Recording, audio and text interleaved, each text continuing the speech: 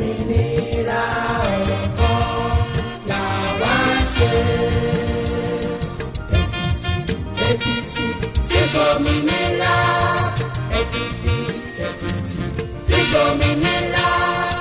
Àwa Èkìtì iwájú la ó máa lọ lágbára Ọlọ́run.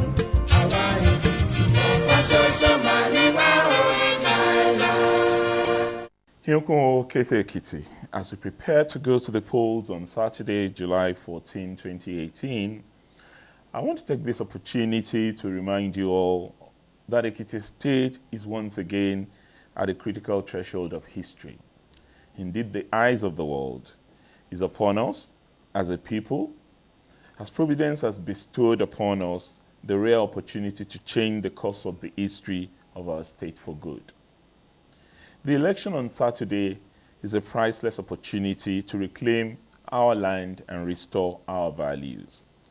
We have the very bright prospect of correcting a historical wrong that has brought nothing but reproach to us as a people.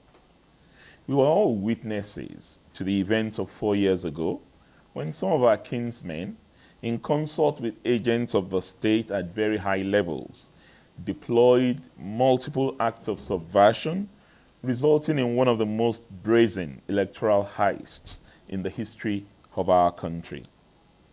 Since then, they have led the state along the path of ignominy, exploiting the penury of the poor and the vulnerability of the marginalized. As I have said before, we have seen the entrenchment of the disdain for our elders, traditional institutions, and all forms of constituted authorities, as well as the erosion of our timeless values of honor, dignity, nobility, and civility. They have debased our people and unleashed unwarranted suffering in spite of the enormous resources that have been made available to them. Ekiti, by the grace of the Almighty God, the end of your travels is near. We thank God for those that crafted our Constitution, that instituted term limits and a periodical return to the ballots to choose our leaders. The opportunity is here to right the wrongs of the past. Freeness, fairness, and credibility of elections are inimitable conditions for acceptance of the outcome by the honorable people of this state. This election presents us with the greatest opportunity in our history to deepen democracy and the culture of freedom in our state. In line with INEC's focus on election security, law enforcement agencies have been deployed to ensure that the elections proceed peacefully and without hitches, in accordance with the assurances given by heads of the respective security agencies. I urge all of us to remain vigilant and to accord the security agencies and other relevant authorities our full cooperation. The price of liberty, as they say, is eternal vigilance. Accordingly, we have sought and secured the assurances of His Excellency, President Muhammadu Buhari, and indeed the leadership of all the security agencies, that Ekiti people will be protected before, during, and after the exercise. The security presence from the Nigerian Army, the police, the Directorate of State Services, and the Civil Defense Corps you have seen is to ensure that you can go out and vote your preferred candidate without let or hindrance. The extensive security arrangements have especially been put in place to protect all Ekiti people, especially our civil servants and teachers, who have been coerced to submit their permanent voters' cards by the current PDP administration.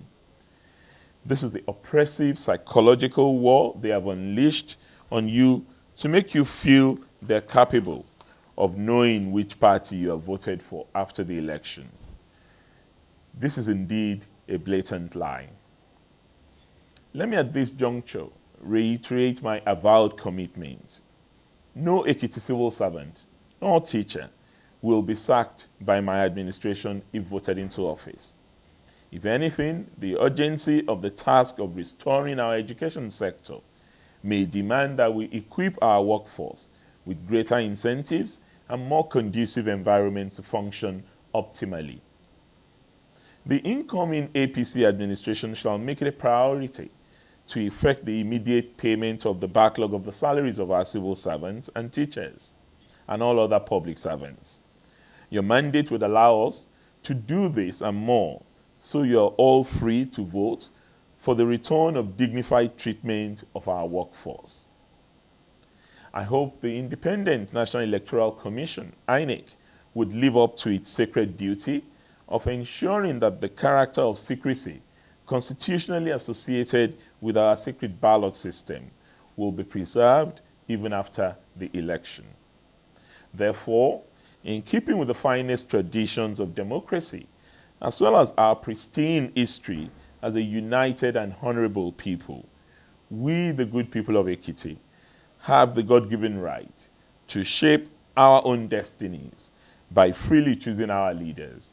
More importantly, we are persuaded that this right is non-negotiable and must be exercised in the spirit of dignity and liberty. The choice is now before us to resume the march to break the yoke of ignorance that keeps our people down, liberate them from ill health and other limitations that restrain them from achieving their full potentials, or to choose the continuity of clueless governance and the tightening of the stranglehold of poverty and ignorance.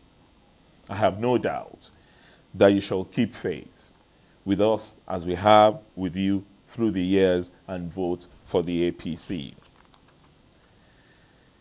Honorable people of Ekiti State, as we prepare to exercise our inalienable civic responsibilities, I wish to remind us that we are all sons and daughters of this great state. Ekiti is ours to dwell in and build together and bequeath to coming generations. Let us vote to perpetuate our land's heritage of honor and harmony. And let Saturday, July 14, 2018, be the day we commence the journey to reclaiming our land and restoring our values. May God bless Ekiti State. May God bless the Federal Republic of Nigeria. Ohun àbájọrò kì í pẹ́ kú, ohun àṣepọ̀ nílẹ̀lẹ̀, ẹ̀yìn ọ̀la wa ti dára o. Àwa Èkìtì àti parapọ̀, ká parapọ̀ ká tún pàlú pọ̀. Àwa Èkìtì àti gbòmìnira ọ̀rọ̀ kan làwa ń ṣe. Ekiti ti gbòmìnira, Ekiti ti gbòmìnira, àwa Ekiti iwájú la